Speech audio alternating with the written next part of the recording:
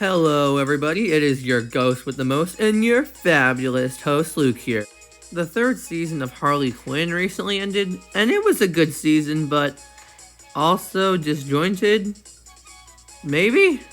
I have weird feelings on this season, so allow me to illuminate. So first off, this season has 10 episodes, which is odd because the prior two seasons had 13. Having 10 episodes instead of 13 is fine if they don't want any filler episodes, which is a good thing, but I still feel like it's a bit odd. In the first episode of the season, we get introduced to Amanda, who is the leader of the Suicide Squad. Originally, I thought she was going to be the season's main antagonist, along with the Suicide Squad themselves, because each member of the Suicide Squad gets their own little introduction. You dance with me, you dance with the entirety of a team of renegades who take on the dirty jobs the U.S. government won't even do. Captain Boomerang, Killer Croc, Enchantress, Deadshot, Katana. Together they are the Suicide Squad, some of the meanest psychos who are alerted whenever Amanda Waller sends out the signal. Yeah, and then Amanda never shows up for the rest of the season, nor does any other member of the Suicide Squad. So I literally have no idea why this scene was even in the episode. The overall story of the season is that Ivy wants to terraform Gotham. And that's about it, to be honest. Obviously, some other stuff happens, but that's the main premise of the season. When I first watched the trailer for the season, I thought the season was going to be about Ivy still wanting to be a villain, but Harley wanting to become a hero. And that honestly only happens for the last 10 minutes of episode 9 and episode 10. Episode 9 is the climax of the season. It's literally in the name.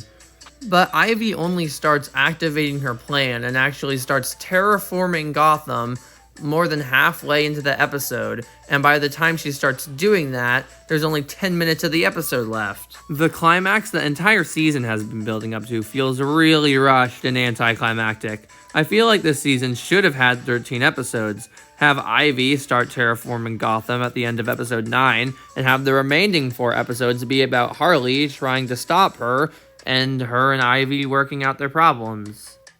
Episode 6 is entirely about Joker, and if it wasn't for Joker arresting Batman at the very end of the season finale, this episode would have been entirely filler.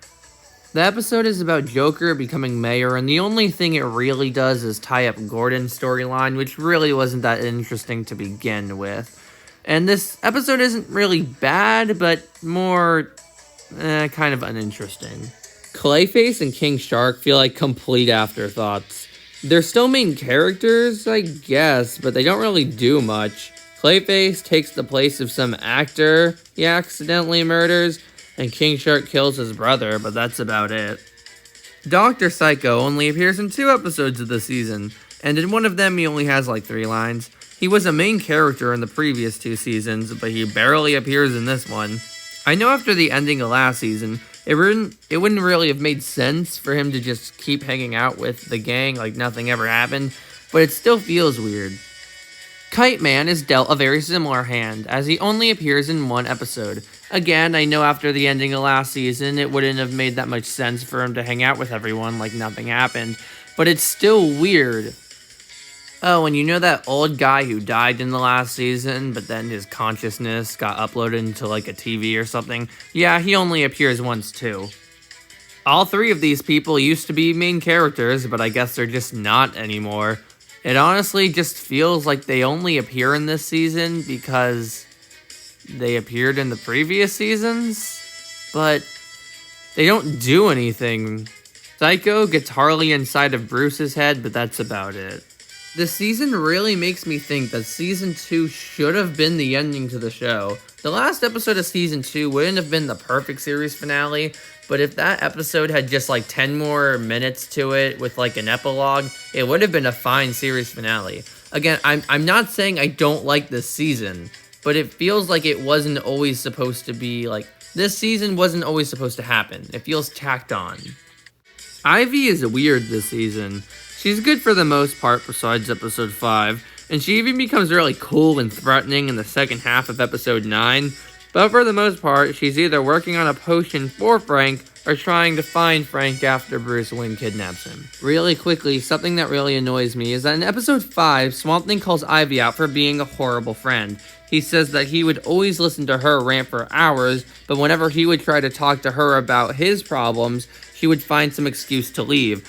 After Swamp Thing says all this, Ivy makes the entire situation about herself and doesn't even apologize to Swamp Thing. All I was trying to say was that you could chill out a little. No! You never let me express myself, Ivy!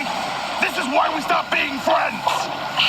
Didn't we stop being friends because I wanted to destroy humanity? Sure, that wasn't the best, but it was mostly that you were a shitty friend.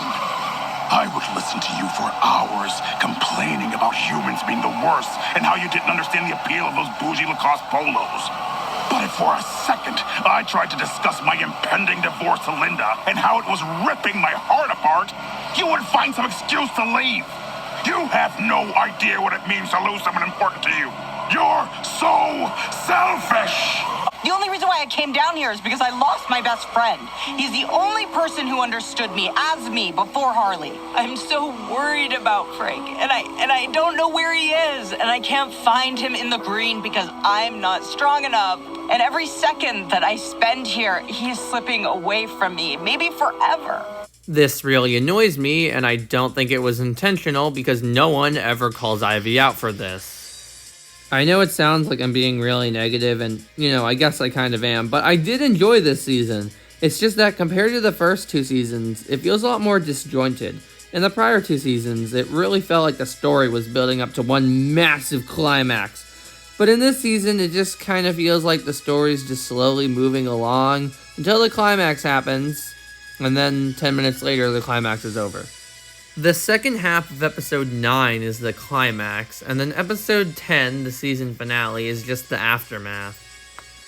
Now I want to talk about the 2 best parts of the season, Bruce and Harley. Harley slowly becoming a good person, good maybe in quotation marks, is really fun to watch, and her little therapy sessions with herself are some of the best scenes of the season.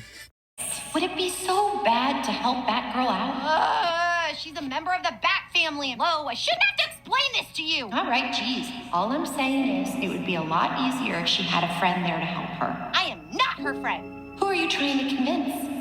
I thought the season was going to end with Harley and Ivy breaking up because Ivy still wanted to be a villain and Harley isn't really a villain anymore. This doesn't happen and they're still together, which is fine, but it doesn't leave the ending with much of a cliffhanger, other than Bruce still being in jail. Oh, wait, we're talking about positives.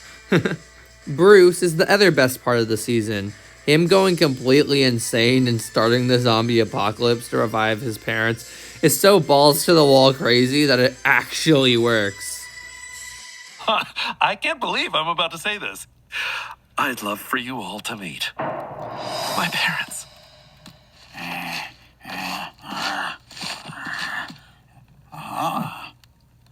Although I have no idea why Alfred didn't stop Bruce, it just feels kind of out of character. But anyway, Bruce going insane and then him slowly getting over his trauma is really enjoyable to watch. The 8th episode of the season is my favorite episode of the entire series. It's incredible. My old favorite episode was the 4th episode of season 1. Anyway, I think that's it for my thoughts on the 3rd season of Harley Quinn. It's definitely a good season, but it feels a lot less focused than the first 2 at times, and has a pretty underwhelming climax. Also, I very recently found out the show is called Harley Quinn. I don't know why I didn't realize this sooner, but I always thought the show was called The Harley Quinn Show, and in my opinion, that's actually a better title. Anyway, I think that's it for this video, so see you next time.